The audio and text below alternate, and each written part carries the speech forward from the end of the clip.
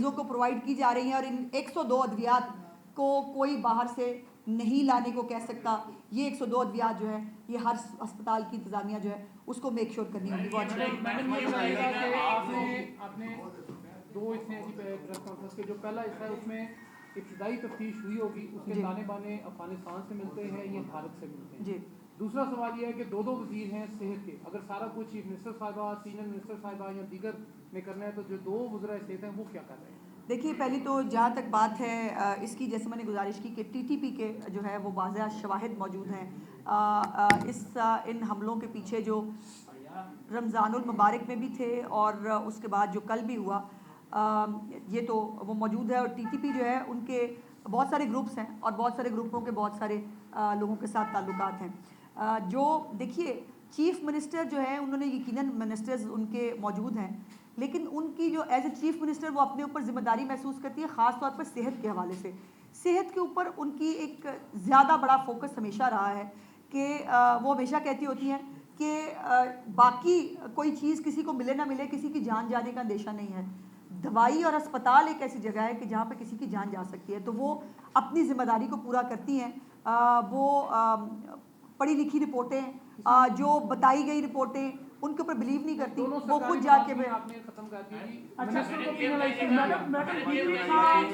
खान और मियां वाली, हाँ जी, ये दो ऐसे सूबों के बॉर्डर्स हैं जहां पर मुतअद्दिद बार हमले हुए हैं और दोनों केपीके साइड से लगते हैं पंजाब के साथ। तो क्या वजीर आला केपीके से पंजाब हुकूमत ने कोई खतो किताबत की? और दूसरा जो आप शोबा सेहत के हवाले से अभी जिला अस्पताल के हवाले से कर रहे हैं, छुपा इसमें कोई शक नहीं है कि अस्पतालों के हालात बहुत ज़्यादा अभी भी खराब है कि वजीर आला खुद अब फील्ड में जा रही है, तो क्या आउटसोर्स ही वाहिद हल है? देखिए, पहले तो शामिल कर लें कि गंगाराम आप जाएं, जिस तरह आपने कहा कि एक वजीर भी गई वहाँ पे। गंगाराम गायनी वार्ड के अंदर इतने बुरे हालात हैं कि वहाँ पे एक माफिया काम करता है और गरीब जो मरीज आते हैं उनके साथ भी तौहीन हमें समझ है, तो उस पर भी एक्शन। जी, बारी बारी।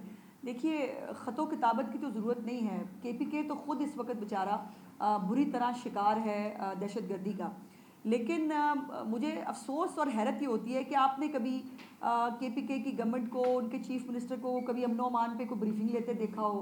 कभी आपने जो है वो उनको कोई जो है वो कहीं पर ख़ुद जाकर मामलात को देखने की कोशिश की हो? और फिर 600 अरब रुपया उनको जो है अपने, ये केपीके की हुकूमत जो उनको इतने 12 साल से हो गई है, उनको 600 अरब रुपया मिला है पुलिस को स्ट्रेंथन करने के लिए सीटीडी की मद में। वो कहाँ गया है? उनके आज भी जो लोग हैं बेचारे, हमारे खैबर पख्तूनख्वा के जो पुलिस के एहलकार हैं, बेचारे 79 लड़के शहीद हो रहे होते हैं। तो ये फ़र्क है प्रायोरिटीज़ के अंदर। और जैसे मैंने कहा कि अगर चीफ मिनिस्टर साहिबा ने भी पंजाब पुलिस को सीटीडी को इक्विप ना किया होता, अगर उनको ये नाइट विजन कैमराज, अगर उनको बख्तरबंद गाड़ियाँ, अगर उनको जो है ये ऑटोमेटिक राइफल्स, स्नाइपर्स, ये सब अगर उनको नहीं दिए होते तो वो भी बेचारे जो है जैसे पहले 79 शहीद होते हैं वो भी हो रहे होते।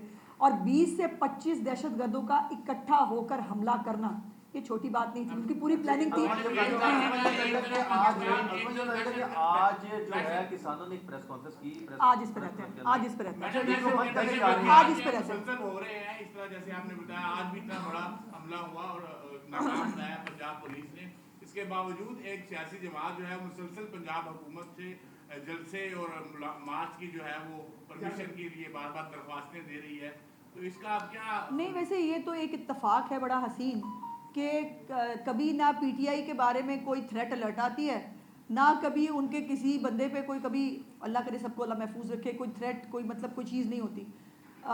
तो उनकी तो मतलब इसीलिए तो वो तालिबान के भाई हैं ना, और इसीलिए वो उनके ख़िलाफ़ कभी आपको बोलते हुए, कभी आपको स्टैंड लेते हुए नहीं दिखते हैं। तो अपनी अपनी प्रायोरिटीज़ हैं। पाकिस्तान हमारा मुल्क है, इसकी हिफाजत करना, तमाम सूबाई हुकूमतें अमन व अमान की सूरत हाल बरकरार रखना उनकी ज़िम्मेदारी है। और जैसे मैंने कहा कि और 21 रमज़ान के प्रोसेशन से पहले पिंडी के अंदर से भी दहशतगर्द पकड़े गए थे, लाहौर से भी दहशतगर्द पकड़े गए थे। और ये बाकायदा सीटीडी का इदारा जो अपनी फुल फ्लेज कैपेसिटी पे इस वक्त काम कर रहा है, उनकी जो इंफॉर्मेशन उनके पास होती है उससे यकीनन हमें फ़ायदा होता है। और जो लोग दहशतगर्द पकड़े गए हैं इन 21 रमज़ान के प्रोसेशन से पहले, उनसे भी बहुत सारी मालूमात मिल रही हैं। जो आगे भी हमें ट्रेस करने में इंशाल्लाह मदद देगी। अच्छा मैडम, ये कहा कि तरक्की याफ्ता कौमों में मरीजों का रिकॉर्ड हॉस्पिटल्स वाले खुद रखते हैं, और जैसे मरियम नवाज शरीफ साहिबा काम कर रही हैं, क्या हम मुस्तकबिल में ये उम्मीद लगाएं कि पेशेंट जो सरकारी हॉस्पिटल्स में इलाज के लिए जाएंगे उनका भी डेटाबेस वहाँ पर होगा? जी मैंने, आप मेरे ख्याल लेट आए हैं, अब मैंने देखा आप लेट आ रहे थे, वो दिखाएंगे ज़रा, पूरा डैशबोर्ड बन गया भाई, और पूरे डैशबोर्ड के अंदर किस मरीज़ को किस डॉक्टर ने कितने बजे देखा, उस मरीज़ को कौन कौन सी दवाई मिली, कौन सी दवाई नहीं मिल सकी तो उसकी वजह क्या थी, तमाम तर का रिकॉर्ड जो है वो रखा जा रहा है। अब डिजिटल रिकॉर्ड हर मरीज़ का जो है वो मौजूद होगा इंशाल्लाह। अच्छा मैडम, एक मिनट मैडम, लाहौर में बड़े हॉस्पिटल पे बहुत ज़्यादा लोड है, मैडम ने बहुत अच्छा काम किया, उस दिन मैं छात्र थे उनके साथ था, और जिस तरह लोगों ने शिकायत की, दियादी की मिली, बहुत बेहतर हो गया।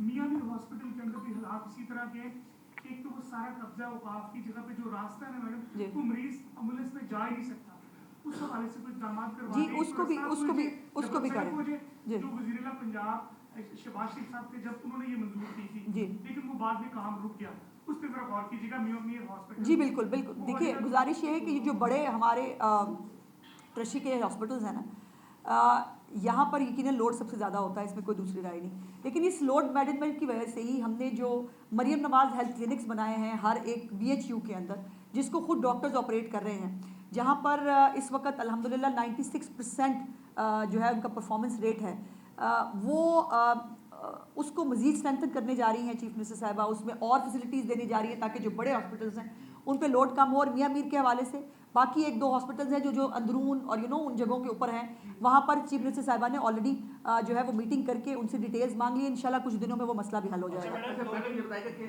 चीफ मिनिस्टर के दौरों के बाद चीज़ें थोड़ी बेहतर हुई है जी, कौन कौन से और कितने अस्पतालों को आउटसोर्स करने जा रहे हैं, क्या ऐसा कोई मंसूबा है या फिर ये वैसे?